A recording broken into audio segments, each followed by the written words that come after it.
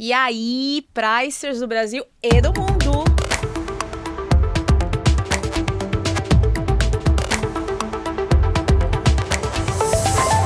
Olha nós aqui de novo, mais uma sessão aqui do nosso Pricing Cast para vocês. E hoje, muito especial, tô aqui com meu amigo César, que veio falar aqui, bater um papo super legal com a gente sobre a importância do pricing.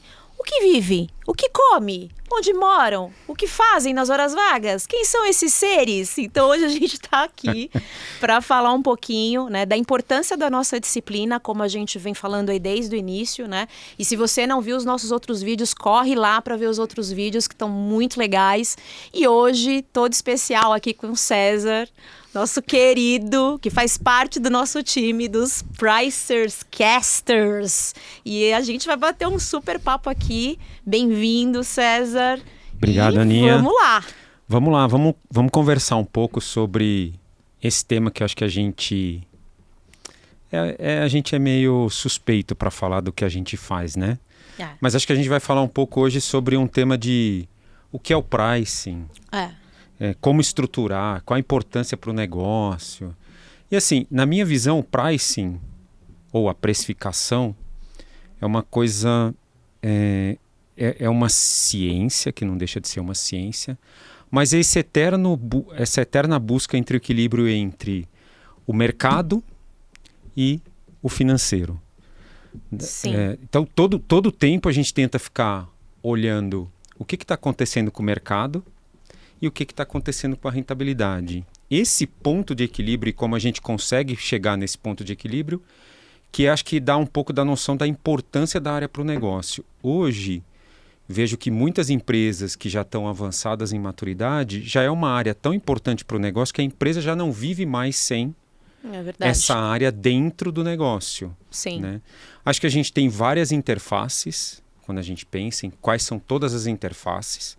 A gente tem interface com o principal comercial, Sim. o financeiro, marketing, supply, até logística, dependendo do tipo de atividade econômica. Então a gente permeia e fica o tempo inteiro rodando no meio desse monte de áreas que são os nossos interlocutores. Acho que tem outra questão que eu acho que é importante, é que vem sempre uma discussão de onde é melhor posicionar essa área, é melhor no financeiro, é melhor em marketing, é melhor com... Não tem uma resposta exata. Vai depender também um pouco do nível de maturidade. Eu acho que, por exemplo, uma empresa que está no nível de maturidade, que vai subindo no nível de maturidade, talvez faça sentido no primeiro momento estar no financeiro. Porque quando você muda de estágio dentro de maturidade, a primeira coisa que você ganha é controle. Você vai melhorando teu controle, finanças adora controle. Depois você vai querendo otimizar o preço, você vai conectando com o marketing, você vai... Então, não tem uma resposta certa, não tem uma resposta direta. A única coisa que é uma recomendação, que eu acho que isso é ponto comum, é só tomar cuidado com a relação volume, preço e rentabilidade. Então, às vezes, não é muito adequado a gente pensar do tipo essa área diretamente ligada em vendas, para vendas. Você já foi pricing em quais guarda-chuvas? Assim, eu, por exemplo, já respondi para CFO, já respondi para a diretoria de marketing. Você, na sua trajetória, e o que você destacaria de pontos... quais são os pontos de destaque em estar embaixo de um guarda-chuva A ou embaixo de um guarda-chuva B ou ter o seu próprio guarda-chuva? Não sei se hoje é o teu caso. Boa pergunta, sim, Aninha. Eu já estive embaixo do CEO, já estive embaixo do diretor financeiro, do presidente, primeiro presidente da empresa, o segundo diretor financeiro. Hoje eu estou embaixo da diretoria de marketing. Assim, quando tem alguns prós e contras de cada um deles, né? Eu acho que, na minha opinião, né, estar embaixo somente de um diretor financeiro que tem um viés muito forte de só olhar para dentro tem que tomar um certo cuidado porque a gente tem que conectar com o mercado, tem que entender o que está acontecendo. Quando a gente está muito direto com o presidente, eu acho que você tem... Não que você não tenha empoderamento nos demais também, mas só que tem uma questão complicada que é a agenda de um presidente de uma companhia. Para dar um foco. Para dar um foco. Exatamente. Para dar um foco. Eu gosto muito de estar conectado a marketing, porque eu já fui marketing também, e eu acho que o marketing nunca abre mão do P&L, ou do resultado da... Fato. Ele tem que olhar a categoria, ele tem que olhar o que está acontecendo, ele tem que conectar com o mercado. E eu acho que é uma... Tipo, ele fica olhando também, assim como a gente, esse viés do mercado com viés financeiro. E pensando um pouco nas estratégias, porque eu acho que tem uma questão que eu acho que marketing colabora muito com a nossa área, que é portfólio. Sim. Pensar nas inovações, nos produtos que vão ser lançados, na comunicação com o consumidor e outra coisa. Eu acho que quando está embaixo de marketing também, a gente é o guardião do posicionamento da marca no mercado. Pensando no P de preço. É evidente que os demais P's talvez estejam mais correlacionados com o marketing, mas quando a gente pensa no P de preço, que a gente tem que... A gente é o guardião da estratégia de posicionamento da marca. Então, eu gosto muito de estar em marketing, me ajuda muito a entender um pouco mais o longo prazo, que é para onde vai crescer, quais são as estratégias de inovação, que categorias nós vamos avançar, que estratégia nós temos usando o portfólio. Tem produto que você pode usar para ganhar mercado, tem produto que você tem que rentabilizar. Exato, Então, eu gosto muito desse posicionamento dentro de marketing. Porque nunca abandona o P&L, o resultado, olha para mercado e também a gente também tem esse esse papel fundamental de garantir o correto posicionamento da marca nas categorias. Então, acho que eu já tive em cada um deles, tem prós e contras. Quando eu tive embaixo do diretor financeiro foi muito legal também, porque tinha uma conexão que eu acho que é fundamental, que é com o caixa. Que quando você está embaixo do financeiro, você consegue fazer muito claramente uma conexão da gestão do preço com a gestão do caixa. Sim. Então eu gostava muito, porque eu trabalhava muito em conjunto com o gerente de tesouraria. Olha, que legal. E aí a gente discutia muito, tinha a questão de tributação dentro do financeiro. Então, de uma certa forma, e o nosso diretor financeiro, ele era muito conectado com o negócio e com o mercado, porque ele gostava desse tema. Então, foi muito bom também para entender um pouco o mundo de finanças. Porque às vezes você olha finanças como o cara que vai pondo o direcional. Precisa entregar isso, a margem é essa, precisa fazer... O cara do chicotinho, né? Olha, tem um caixa, eu preciso proteger o caixa, custe o que custar. E eu acho que é legal a gente entender esse mundo também, porque tem outras questões que eu acho que a gente tem um papel fundamental dentro de compliance e dentro de SOX, que está dentro do guarda-chuva de finanças também. Então, para mim foi muito legal, porque eu consegui fazer uma conexão também com prazo de pagamento, prazo de recebimento, o fator do preço, estender prazo para cliente, reduzir prazo para cliente, o que a gente faz. Então, foi muito legal para entender outras variáveis que não só efetivamente o preço. Não que a gente não olhe todas as demais variáveis, mas talvez eu não tivesse muito claro essa conexão com a gestão de caixa da companhia.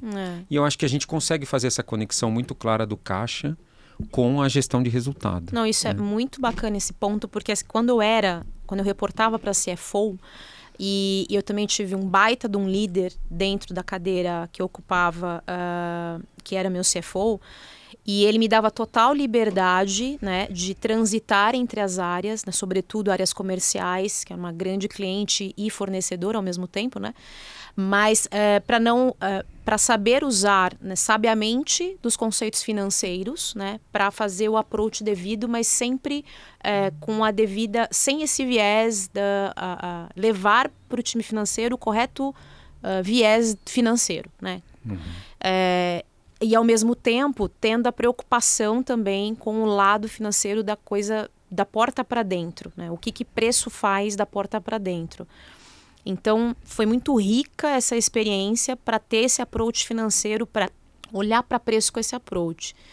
E um ponto que você falou, que eu queria voltar um pouquinho, que eu acho muito interessante para explorar um pouco mais, foi o ponto de olhar para o posicionamento aonde marketing está liderando essa frente, né? Então, marketing define toda uma estratégia, posicionamento do produto e define, consequentemente, o posicionamento de preço ali, em grandes linhas, né? E isso depois cabe à área de pricing desdobrar em áreas, canais, transformar isso em políticas, transformar isso em preços de fato tangibilizados para o consumidor, né, se for o caso.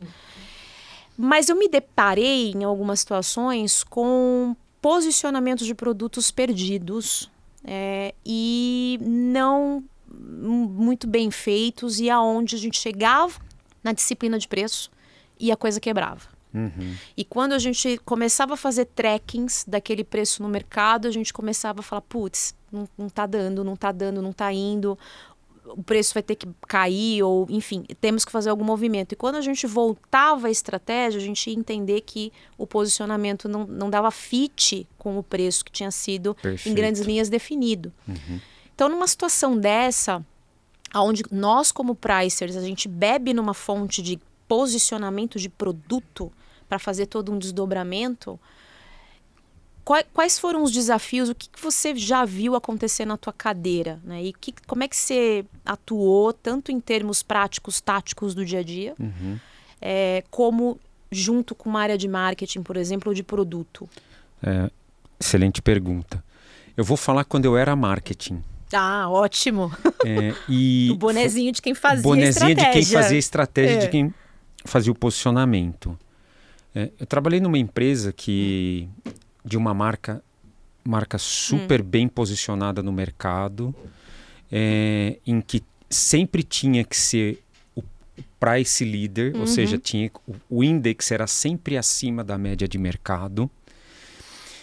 E numa categoria especificamente, a gente não tinha uma participação relevante de mercado.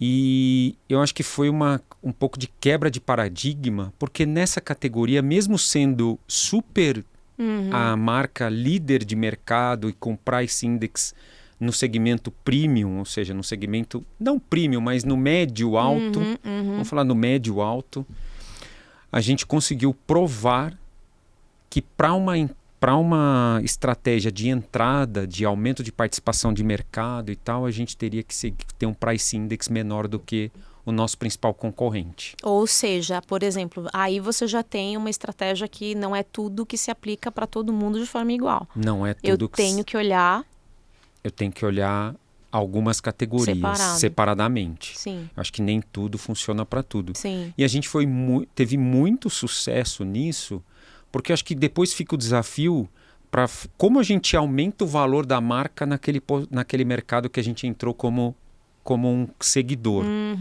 E aí foi ao longo do tempo, foi plano de comunicação,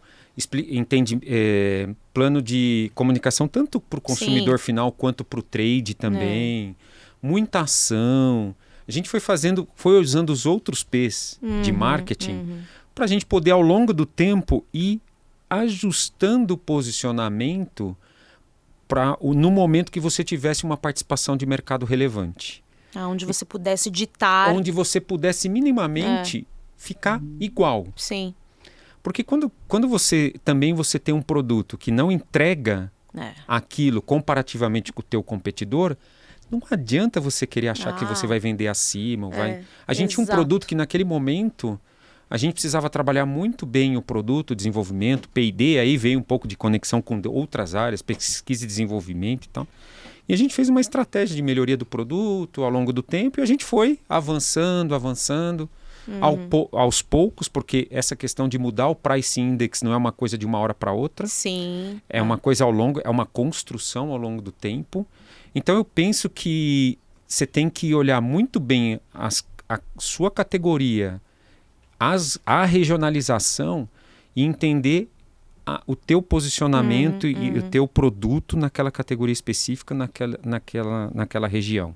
E outra coisa que a gente fazia, a gente também não fazia um posicionamento Brasil. Por região, a gente tinha um posicionamento adequado de mercado.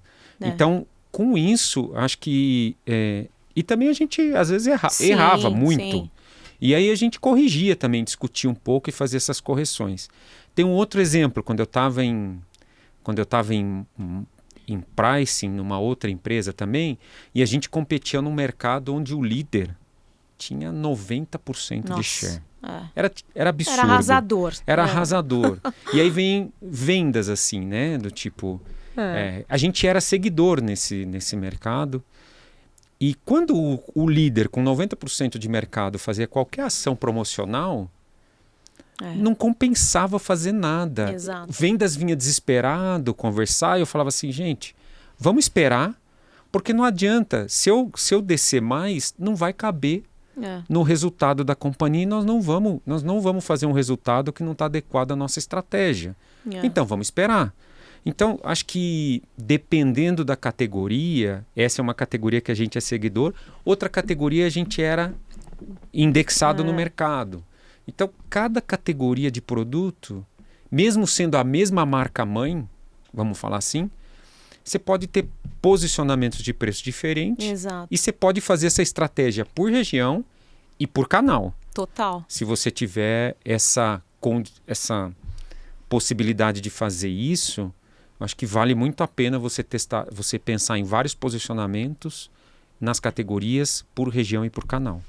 Eu acho que daí vem um dos pontos, né, da nossa conversa da importância, né, que é justamente olhar também com a sua devida atenção e as suas devidas características para cada um dos mercados, para cada um dos canais, com as suas realidades regionais, né? Principalmente para empresas, né, que têm atuação nacional. Então, empresas geralmente que têm atuação nacional, elas vão se deparar com concorrentes locais, né? Quando a barreira de entrada do produto for baixa. Baixa, sim. Né? E isso se torna mais... E a gente tem regiões do Brasil que elas são extremamente, a gente chama de bairristas, né? Elas consomem o produto local, da indústria local, valorizam, né? Dão a preferência para o produto local. E isso torna mais ainda importante olhar características regionais, numa granularidade, conhecer o canal que você está trabalhando. E aí que eu acho que a nossa área que tem que ter essa capacidade de fazer isso, porque no limite, quando a gente pensa naquela escadinha da maturidade de pricing, que a gente vai ganhando força, vai chegar uma hora que você vai ter que otimizar o preço. Sim. Você vai aumentando o teu controle, você vai aumentando a sua governança, só que chega uma hora que você fala, nossa, deixa eu ver o que acontece se eu fizer isso aqui. Olha, deu certo. Aí você faz uma, você gosta. Aí você faz outra. Tá. Você vai aprendendo com isso tudo. Vai chegar uma hora que você fala, caramba, dá para fazer isso em escala? Então, a nossa área tem esse papel de fazer esse correto entendimento do posicionamento e transformar isso em preço, conectar o resultado e fazer esse balanço entre esse posicionamento e o resultado que a gente espera, ou a margem que a gente espera, e transmitir de uma forma muito simples, no final das contas, para o vendedor, qual é o preço que ele tem que fazer. Nossa, aí eu acho que você chegou num ponto que para mim é onde, tirando o ponto onde acontece a verdade, né? Quando a gente está falando de produtos de consumo, né? O momento da verdade é o momento que o consumidor para na frente da gôndola, seja ela produtos enfim, num supermercado, ou num varejo de moda, ou num material de construção. O momento da verdade é a hora que ele parou para olhar o produto, viu o preço, pegou, compra ou não compra, né? E não é legal você tá Trabalhando com... Puts. Você vê o consumidor pondo o teu produto no carrinho e levando todo feliz? É muito legal você ver a força do teu trabalho ali tangibilizada, né? Então isso é muito legal. Só que isso que você falou, esse ponto que você falou agora de fazer uma tradução, né? Ter simplicidade na comunicação. Porque no fim do dia, né, o homem de vendas que está ali, né, que para o nosso dia a dia de pricer, o cara mais perto do consumidor é o cara de vendas. Sem dúvida. É o time comercial. Né? Poderíamos dizer que seria marketing, mas eu acho que não, na minha opinião. Eu acho que o homem de vendas é o homem mais perto ele está no canal e, consequentemente, ali ele está muito mais próximo do consumidor no dia a dia, pelo menos, né? Ou de forma mais real, vamos falar assim. Porque marketing viu aquilo em algum lugar na pesquisa, em algum momento, tirou uma fotografia, pode estar até acompanhando, mas a temperatura do negócio ele está te trazendo. Então a simplicidade da comunicação, sem ser simplista, né, porque são coisas completamente diferentes, é muito importante, né? E às vezes fazer essa tradução de uma estratégia que vem super, né, bem escrita, rebuscada e tanana, cheia de conceitos lá de cima, e fazer essa tradução para uma simples folhinha que no final do dia é tipo, do it, faça isso aqui. É difícil também. Muito, né? muito. E eu acho que tem essa conexão com vendas para nós. E assim, cara, os caras que eu adoro, assim, eu adoro a galera de Fala vendas. pra aquela câmera, por favor. Eu adoro vocês. Viu, pessoal de vendas? Ó, a gente Eu adoro vocês, né? O que eu acho que vendas é um grande aliado nosso. Sim, total. E acho que tem coisas simples que a gente pode ir fazendo no dia a dia para ajudá-los nesse entendimento. Porque no final, eu acho que o cara tem que estar mesmo no campo. O cara tem que estar visitando o cliente, o cara tem que estar discutindo com o plano, crescimento. E tal. E acho que a gente tem um papel também de simplificar um pouco a vida dele. Total. Então, vou dar um exemplo, assim. Tinha uma empresa também que eu trabalhei que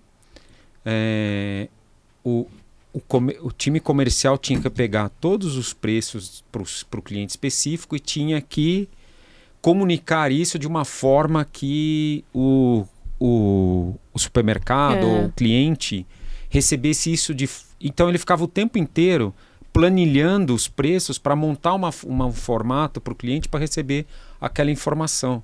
Eu falei para eles, não, gente, a gente faz isso para vocês. Foquem em comunicar para o cliente, em conversar com o cliente e tal. Então, acho que a gente tem um papel também, e pode ser coisa boba, assim. Mas que para ele tem um valor. Tem um valor para o cara, que ele não vai perder tempo fazendo isso, que ele vai se dedicar mais à discussão do negócio, mais estar conectado com o cliente, mais estar lá no front, porque o cara tem que estar lá. O cara não pode estar fazendo back-office. O nosso time de vendas tem que estar conectado com o mercado. Total. Então tem isso. Acho que a gente tem outras questões que a gente pode ir dando visibilidade para eles de como que está a rentabilidade das contas, como que está a estratégia de produtos, o que fazer com os produtos, como crescer. E eu gosto muito, e eu converso muito isso com o meu time, da área como um gerador de insight para vendas, ou seja, gerador de coisas do tipo, olha, a gente tem esse grupo de clientes aqui, esse grupo de clientes está comprando esse mix, esse grupo de clientes não está comprando esse mix. Se a gente fizesse uma estratégia de melhoria de mix, sabia que você poderia vender tanto a mais para esse grupo de clientes? Vamos discutir esse tema? Vamos conversar um pouco sobre isso? Então, eu acho que a área tem um papel importante também para o cara ficar focado lá também, de gerar insights e gerar discussões de valor para ele vender mais, para ele melhorar o mix, para ele melhorar sortimento, cobertura, ampliação de base de clientes. Então, a gente tem esse papel fundamental e vendas é um grande aliado nisso, porque aí a gente conecta um monte de coisas que estão embaixo dessa questão do pricing ou do revenue management, que é mix, que é sortimento, que é cobertura, que é abertura de clientes, que são retenção de clientes. Tem um monte de coisas que você fala assim, nossa, mas a área não faz só preço? Não. Pois é. A área tem que ajudar a reter cliente, a área tem que ajudar a aumentar a base de clientes, a área tem que ajudar a aumentar sortimento, a área tem que aumentar... A área tem um papel estratégico gigante. E essa é a conexão gostosa com vendas, sabe? Eu acho que é aí que a gente ganha vendas e a gente fazendo discussões de valor, porque a discussão chata é do tipo, aumentou o custo, vamos aumentar o preço. Exatamente. É o que ninguém gosta de escutar. Ninguém gosta. Mas evidente que, dependendo da maturidade do teu time comercial, eles entendem que eles têm que fazer isso. Sim. Então, é uma coisa meio que eles já compreendem essa parte. É processo, né, César? Eu acho que quando você coloca a companhia, né, num processo, sobretudo vendas, que é o cara que sente a dor primeiro e que sofre a pancada primeiro, vamos falar assim, no momento, por exemplo, pegar esse teu exemplo do aumento de preço, quando você já vem numa curva, né, numa jornada de educação, de capacitação desse time, de trazê-los para perto, no sentido de, putz, deixa eu te explicar, deixa eu contribuir com mais ferramenta para tua caixinha de ferramentas, para você melhorar a tua negociação, para você explicar melhor para o cliente o nosso posicionamento, para você, de repente, numa negociação, ter uma visão mais macro da tua margem total e fazer uma melhor escolha entre o mix A e o mix B. Quando você tá junto e explica esse processo que não é curto, não é de um mês para o outro, né, que você faz isso, até no momento de aumento de preço, que é um momento sofrido para todo mundo, né, ele sente menos, porque ele entende melhor o processo. Ele foi colocado num processo de conscientização, ele tá com o espectro dele mais ampliado, né? E eu gosto muito de vendas tendo transparência das informações total. também. Por exemplo, ele entender a cadeia de suprimentos, ele ver o que está acontecendo no mercado, principalmente para quem trabalha com commodities. Total. Que você tem os comportamentos e você E vê tá altos e baixos mão, e não está na sua mão, é o mercado todo que sofre. Eu gosto muito de vendas tendo essa transparência do que está acontecendo para ele entender o todo. Total. Então a gente pode ajudar também construindo um bom discurso para ele conversar com o cliente. A gente pode dar ferramentas para ele entender o que está acontecendo, por que aquele movimento está acontecendo. Tem efeitos vários sobre os principais produtos que são vendidos em todos os segmentos aí. Então eu gosto muito disso. Eu acho que a gente também pode ajudá-los nessas discussões, por que não? Tá junto lá na conversa com o cliente, tá lá participando e discutindo junto. Eu acho muito legal a gente estar conectado também com vendas nesse momento a de famosa rota, né? Ir no mercado, entender o que está acontecendo, comportamento. Nossa, total. Ir em reunião de cliente, participar da discussão e contribuir com a discussão. Então, eu acho que a gente como área, né? A gente tem tanto a contribuir para todo esse processo que acho que não tem como não entender que a gente está no mesmo barco e que a gente está buscando o mesmo resultado. No final, todo mundo quer o mesmo resultado. Então, além dessa questão que a gente falou de transparência, acho que a gente tem que pensar também nessa questão de alinhamento das metas entre todos os entes que estão envolvidos aqui. Sim. Então, quando a gente tem vendas engajado também em resultado, marketing é natural, gestão da receita é natural, mas vendas também engajado com resultado, a conversa fica muito mais fluida. Hoje, o time comercial já vem para a área de pricing com algumas propostas. Ele já é propositivo, porque ele entende um pouco do que está acontecendo num cenário mais amplo e ele já entende que, olha, putz, nesse cliente eu vou usar uma estratégia, esse cliente eu vou fazer isso e aquilo lá, não sei o quê. A hora que faz o balanço, não, eu estou entregando o meu target de margem que eu preciso para o negócio. É isso mesmo. Então ele já entende um pouco isso e acho que aí você tem que ir trabalhando essa cultura, essa maturidade ao longo do tempo, para que no final lá, ele mesmo já está trazendo as propostas do que fazer. E eu gosto também de criar fóruns e discussões com os nossos times de vendas. Acho que marketing tem que participar muito junto disso. Mas eu gosto muito da gente ter os comitês, comitê de pricing. Isso que eu ia te perguntar. Hoje você promove, você tem essa prática também, até para nossa audiência saber e entender um pouquinho como é que existe um formato ideal, existe alguma ou boas práticas para uma formação de um comitê, de um fórum de preço? Boa pergunta. Hoje, com o nível de maturidade que a gente tem, a gente participa dos comitês comerciais. Não precisa ter um comitê específico de pricing. Entendi. Né? Mas a gente está em outra empresa trabalhando essa questão do zero mesmo, de estabelecer a cultura do price, a cultura do revenue management lá, que lá sim a gente começou a fazer um comitê de pricing onde participa a alta liderança mais os comerciais. Mas porque a gente está num estágio de maturidade mais baixo, que acho que a gente precisa efetivamente começar a criar essa cultura do pricing nessa empresa que a gente adquiriu. Sim. Né? Então, acho que ali vale a pena a gente fazer um comitê de pricing. Eu tenho outros exemplos de outras empresas que eu trabalhei também, quando a gente começou a estruturar do zero e tal. Acho que chega um momento que é importante você ter esses comitês. Eu concordo. Então, precisa mesmo, porque aí você não tem só vendas, mas tem finanças, tem marketing, tem o próprio trade em alguns lugares e tal, participando disso. E eu acho que é legal vocês irem criando essa cultura porque todo momento que você está discutindo vai enraizando na cabeça das pessoas e vai permeando essa cultura da área dentro de vários departamentos.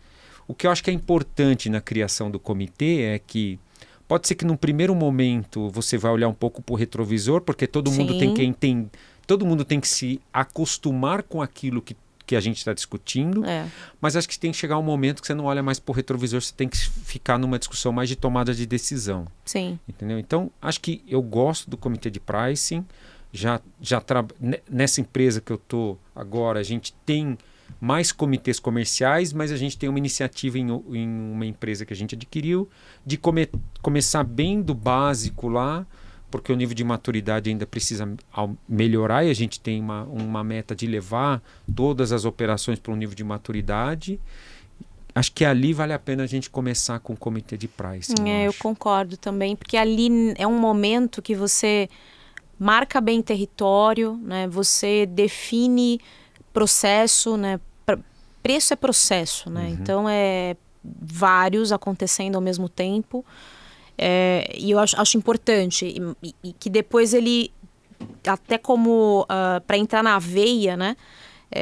Depois num nível de evolução ele permeia aí outras discussões e chega num nível de estar num comitê estratégico, que já acontece, você tem um capítulo dedicado a falar de desempenho, de mercado, de interno, captura de aumento de preço, o que quer que seja, né?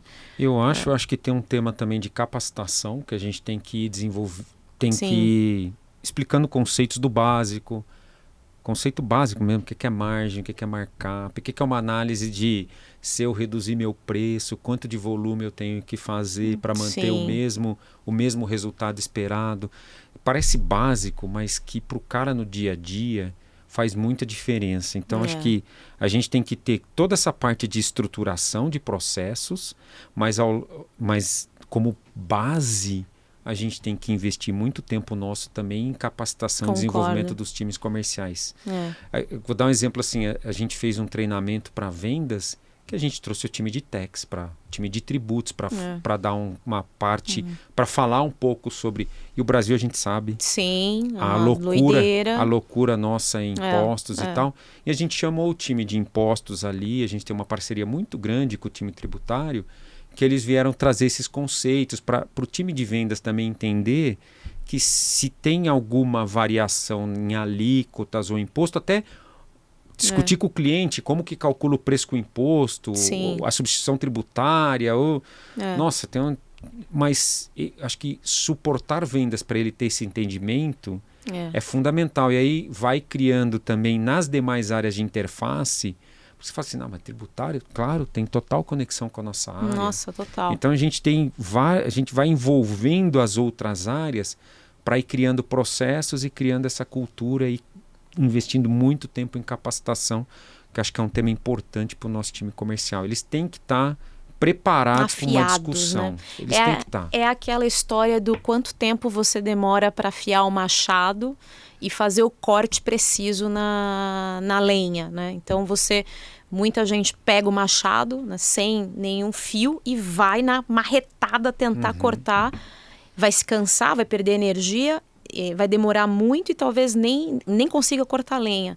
Ao passo que quando você investe, não é nem perder, né? Investe tempo afiando o seu machado, afiou, eu chego numa cortada, eu consigo, enfim, né, cortar a lenha ou fechar uma boa negociação, fazer uma venda com mais qualidade, porque é uma coisa que eu reflito bastante, assim, né? Sobretudo hoje, nos tempos em que a gente está falando e que algumas empresas estão indo para o revenue management, num quadro de evolução, né?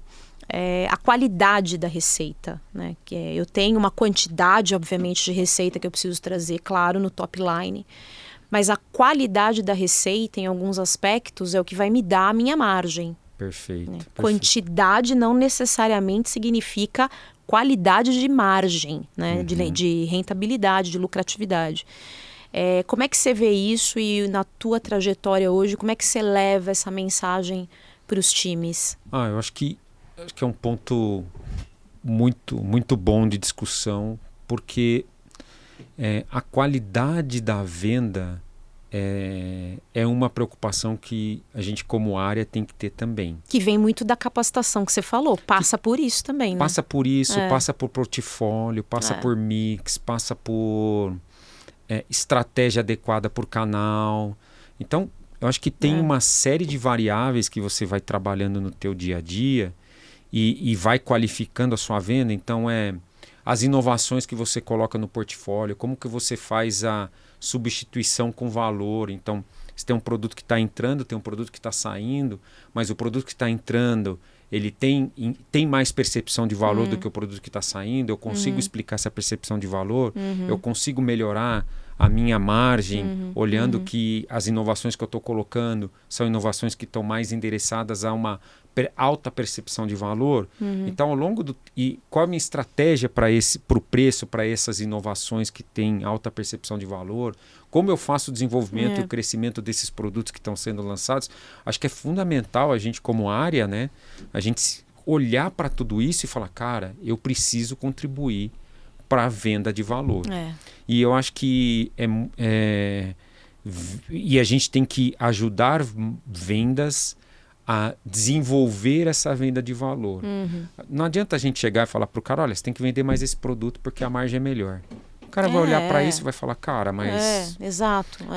Como é que eu ajudo ele a entender isso? Como é que eu ajudo ele a fazer o cliente dele entender? E assim por isso diante. vira um ciclo positivo, né? Perfeito, perfeito. Então, acho que a gente tem um papel, e acho que tem esse papel desse desenvolvimento da venda de valor nasce até lá na criação do produto. Sim. E aí eu acho que também tem uma conexão com a área também, porque quando a gente está fazendo uma inovação de produto, tem um momento que você tem que precificar a inovação. Existem gates, geralmente, Existem né, gates nesse processo. lá de inovação que a gente precisa participar. Eu acho que é fundamental o pricing estar conectado nesse processo de inovação para nascer já com a correta estratégia de precificação, porque se nascer com a correta estratégia de precificação, a chance de sucesso é muito maior. Sim.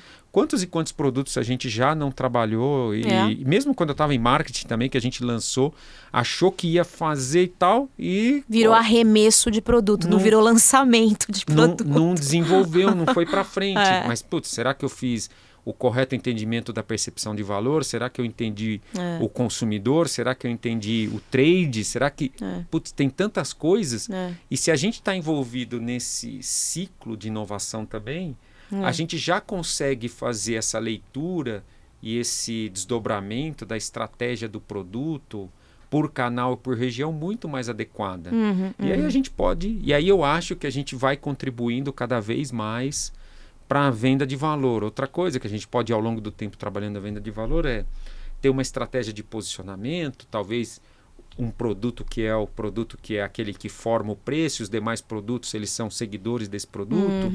Mas se a gente vê alguma oportunidade em alguns dos produtos que tem uma alta percepção de valor e eu vejo que tem um custo que até é melhor do que o próprio produto, por que eu não posso investir um pouco mais nesse produto? Porque no final do tempo, se ele ganha relevância, você começa a melhorar a tua margem por mix, por vender mais esses produtos de valor. Então, eu acho que a gente, como área, a gente tem tanta possibilidade de agregar valor para o negócio, para marketing, para vendas, para finanças.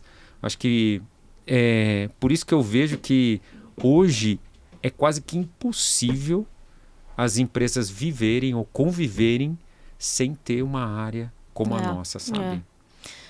E isso é muito verdade, e isso para qualquer segmento, hoje, para qualquer segmento da economia, assim, não dá mais para as pessoas acharem que pricing é uma área que se resume a fazer tabelas ou simplesmente delegar esta tarefa para uma pessoa que tem um único viés de custo, enfim, que não tem esse olhar mais holístico, né? Que olhe cadeia, que olhe fora, que tenha o olhar fora, o olhar dentro, consiga fazer essa convergência, né? E fazer uma proposição saudável para o negócio. Então, acho que a importância do nosso, né? Agora aqui no nosso bate-papo ficou muito, muito claro e transparente toda essa jornada de importância. Espero que tenha ficado para vocês aí também. E porque infelizmente a gente está chegando ao fim do nosso bate-papo com o César. Muito bom, obrigada, César. Você é um querido. Eu que agradeço. Estamos juntos nesse. Nós somos todos Pricingcasters. Então espero que vocês tenham gostado tanto quanto eu gostei do nosso bate-papo com o César. Um outro oráculo, né, do nosso mundo aqui dos pricers. E fiquem ligados, estejam com a gente, fiquem aí que vai ter muito mais conteúdo bom aí pela frente. Beijo. Tchau, pessoal. Valeu.